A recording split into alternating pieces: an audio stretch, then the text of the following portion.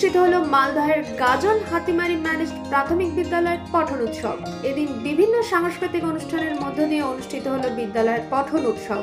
স্কুলে আসা সমস্ত অতিথিদের বরণ করে নেন হাতিমারি ম্যানেজড প্রাথমিক বিদ্যালয়ের শিক্ষিকা এবং ছাত্রছাত্রীরা। ওই দিন স্কুলের ছাত্রছাত্রীরা নৃত্য, সঙ্গীত, আবৃত্তি ও একটি সামাজিক সচেতনতার নাটক পরিবেশন করে।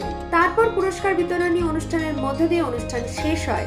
উপস্থিত ছিলেন হাতিমারি ম্যানেজড প্রাথমিক বিদ্যালয়ের প্রধান শিক্ষক গদাধর রায়, সহ শিক্ষক হাবেল মাড্ডি, তীর্থঙ্কর দুবে, শিক্ষিকা চৈতালি ধা, মুনমুন পাল, জ্যোতি কর্মকার, স্কুলের জমিদাতা পরিবারের সদস্য সঞ্জয় কুমার ঘোষ সহ বিশিষ্টজনেরা।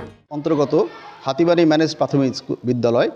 এই বিদ্যালয়ে আমাদের 15 আগস্টে পঠন মেলা শুরু হয়েছিল। আজ তার আমরা সমাপ্তি ঘোষণা করলাম বিভিন্ন অনুষ্ঠানের মাধ্যম দিয়ে। রিডিং ফেস্টিভ্যাল আর কি, বাচ্চাদের রিডিংয়ের উপরে জোর, তারপরে বাচ্চাদের হাতের কাজ, টিএলএম, তারপরে মডেল, ছবি আঁকা কম্পিটিশন হলো, পাশাপাশি বিভিন্ন নাচ, গান, আবৃত্তি এবং সবশেষে একটা নাটক দিয়ে আমরা এই অনুষ্ঠানটা আজকে শেষ করলাম।